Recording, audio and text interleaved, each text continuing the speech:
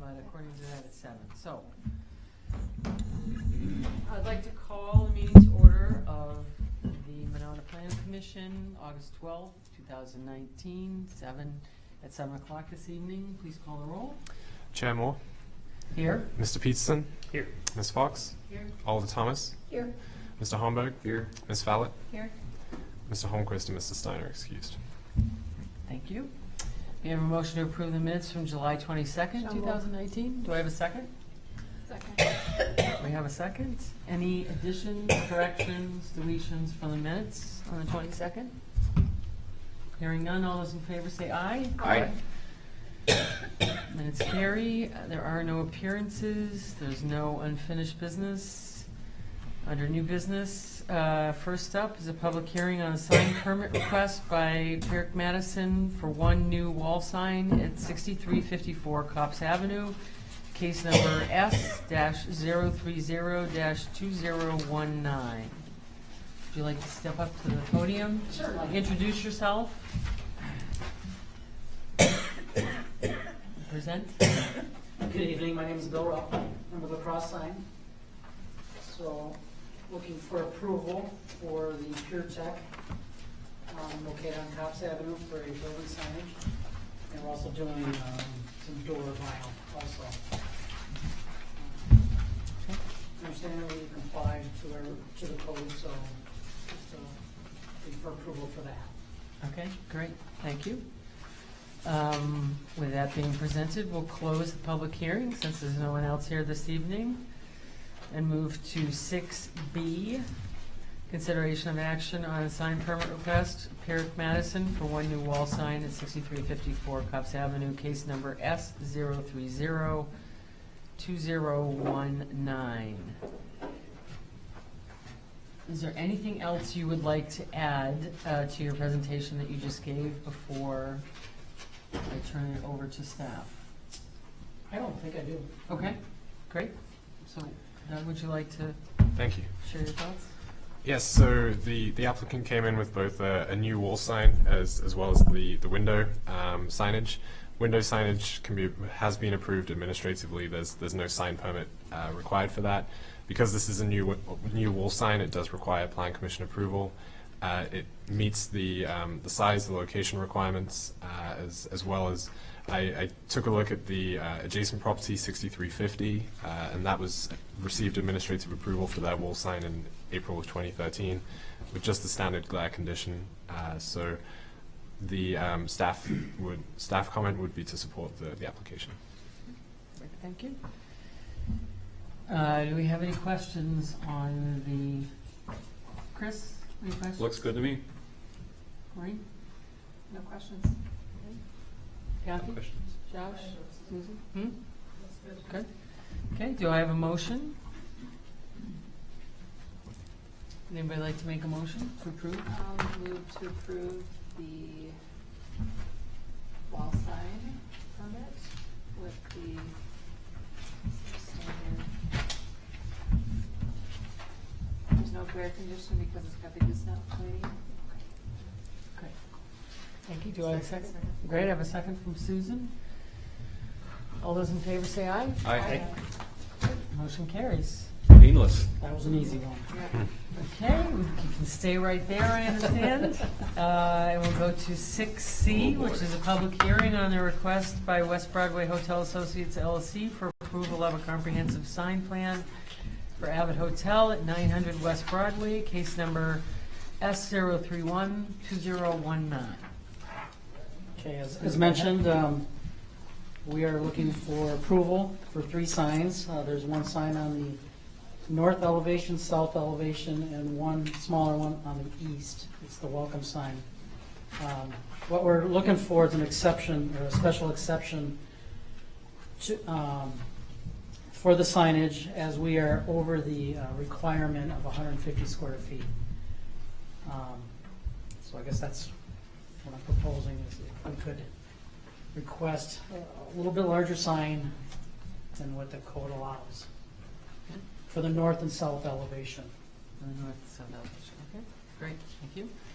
We'll close the public hearing and move to 6D, which is consideration of action on the request by West Broadway Hotel Associates, LLC, for approval of comprehensive sign plan for Abbott Hotel at 900 West Broadway, case number S0312019. Doug, would you like to Thanks. say this? So I added this into the staff report as well, but this was a condition of the precise implementation plan approval, that this will need to come through for a comprehensive sign plan approval. In November of last year, 2018, the signage for Building A, the current building, was approved, as well as the landscape ground sign for the Abbott Hotel, although the building signage was not considered at that time. So just a little bit of background there. I also included the approvals in the packet for that, just so the commission had the conditions and some of the details there. In total, the signage is 245 square feet, which is 95 greater than typically allowed in the CDD, in this zoning district, of 150 square feet. The staff comment really is that it's well proportioned, the signage, for both the size of the building as well as the need for identification of this type of building, which has been discussed at previous meetings as well for this hotel type use. Also of consideration is that this doesn't directly abut as public street frontage, particularly on the north elevation, because of the orientation of the development. So to just bring that up. And also looking at the approvals for the CSP for Building A, this is smaller by about 12 feet. The two large wall signs are smaller than the largest at Buck and Honey's, but they seem well proportioned to the overall signage. Great, thank you. With that, we will move to a discussion. Chris? The small sign on the building, is that the main entrance? Question. I would say it is, yes. I'm guessing that's why you Because put it because there? It says welcome sign on it. Yeah, so that's the Yeah. main entrance? Yes. Okay, I would consider that under our miscellaneous signage, that is a directional sign. It's mounted on the building instead of in the lot on a post, but we do allow both on the building or on a post. And what's the mounting height? I couldn't find it. Sorry. I don't know if I have that information. Don't believe we have it. I couldn't find it. So my comment on that is would be considered directional signing, and directional signing is supposed to be pedestrian scaled. So we have a maximum mounting height of 6 feet, which I assume you're not mounting it higher than 6 feet. Would that be correct? I would have to confirm that. Well, that would keep it pedestrian scale versus, and nobody's going to see that from a long distance. So I bring that all up because our directional signing is 4 square foot maximum. This thing's a little bit over, but again, because of the mass of the building, A, and B, because you want people from a distance to be able to find the front entrance, I think it's appropriate. The only thing I would add is it probably should hit that 6 foot maximum, so it stays pedestrian scale. And I would suggest we put a couple findings of fact. It does front on 2 streets. It fronts on Broadway and it fronts on, what is it, Yahara, No, it's not Inland. inland. Inland Way. but also on Yahara. What we called Center Street, now I think it was named Yahara or something like that. It's on Center Street also. So I mean, it clearly, and I would make a case that it also fronts on Broadway, so it clearly fronts on enough roads to have the 2 signs. And again, like staff said, because of the mass of the building, either sign in and of itself is appropriate. It's well below what the maximum is, and so taken together, you can't see them together. I see no issue whatsoever with putting in a couple findings of fact for why this is being approved. Okay, great. Corinne, do you have anything to add? No. Questions? No? I think that's appropriate. Appropriate? Agreed. I agree, I think it looks nice. Great. So with that, can I have a motion with some findings of fact? Chris, would you like Sure, to do those? since Douglas does such a nice job of writing them up and making it sound better than I do. Okay, I move approval with staff recommendations. Add a finding of fact for sign 1 that although it's a directional signage, And it's only slightly larger than what our standard calls for, and because of the scope of both the building and the property and trying to attract people and let them know where the entrance is, it is appropriate for this site. Finding the fact, too, that the building fronts on multiple streets, and any of those wall signs in and of itself is well below our maximum. And so although taken together, they exceed it because of the size and scale of this project. It's found appropriate. And add a condition, conditions is written by staff, and then add a condition 3 that the maximum mounted height of the directional signage is 6 foot. Okay, great. We have a motion. Do I have a second? Susan has seconded it. All those in favor say aye. Aye. Motion carries. Pretty Thank you easy. very much. Wow, thank you.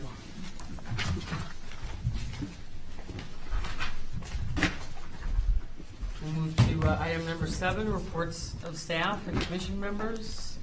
Item number 8, staff report regarding the status of development project proposals, upcoming items. Right now, we have one item that is set to be confirmed for the August 26th meeting. It's another certificate of appropriateness for a historic building. 4811 Tony Awatha is looking to get some improvements done, are looking to have some improvements to their accessory garage and some changes there. So that is scheduled to come before Landmarks Commission on Wednesday, and then it would be coming to Plan Commission thereafter. So very similar to the hearing that we had last month. There would be there'll be a recommendation from Landmarks, and then it would be heard by Plan Commission. And that's set for August 26th. And that would be the only thing for the 26th? Correct. And I'm assuming that the homeowner is going in front of Landmarks this week and wanting to be in front of us on the 26th, that they're trying to accomplish this before the snow flies? That's my Sooner understanding. rather than Yes. later? Okay, great. And looking ahead, do we have anything on the 9th rather, of September? Nothing at this time. No. Okay. Any plan commission requests for information regarding development projects? Yes. I think just an explanation. Last time we were here at the end, we talked about the sign code and getting the word out, and we thought MESBA might be a really good outlet. And both Douglas and I have spoken with Christy, the director of MESBA, and she's very excited to try to get some information out. She's 100% behind it. And I Okay. believe, Douglas, you're working with her to write up something for the newsletter that'll go out, multiple newsletters, including a link to our website. So at least we can get the message out to business owners of what signs are. It's terrific. All the signs we've added. Yes. We've added so many, but the few that are still illegal, so that they can invest in the correct type of signage. That's great. Absolutely. It's terrific to hear. It's terrific to hear. It's always good when we can get in front of it instead of being behind it, so. Hopefully. It helps. Yep. Okay, great. Anything else? I just have a question. You know, the city gave hours that the Pumpkin Honeys and the tasting room, how they could be open, which was longer than the breakwater, and we were going to let breakwater know they could come back. Did anybody from the city ever contact breakwater? I'll follow up on that. Thank you. It may be a license review type question, but I'll follow up and get a response. No, we're the ones who set the timeline on it, so it's got to come back here. And, I'd be happy to talk to them too. I just don't think that it's fair. As I said earlier, I think it gives it a financial advantage to the other places, and we want to be fair-minded. Sure. I'll look into that. Okay. Terrific. Anything else? May I have a motion to adjourn? So move. Do I have a second? Second. A All those in record. favor? Aye. Aye. The meeting is adjourned. That's a record, That's a Madam Chair. record. Yeah. Usually, information for at least 10 minutes. So this is, Wow. No, that's surprised, because anybody I else? look forward to playing that game again. well, Jeff signed it for another Michelle was helping. She had these, I have to ask her where she got these little pizzas. She served these You pizzas. gonna come by our energy This show? was really, and there was a variety, they were really good. If all we have is that landmark there. National Night Out. Two weeks out, it'll be quicker than tonight. Social concert.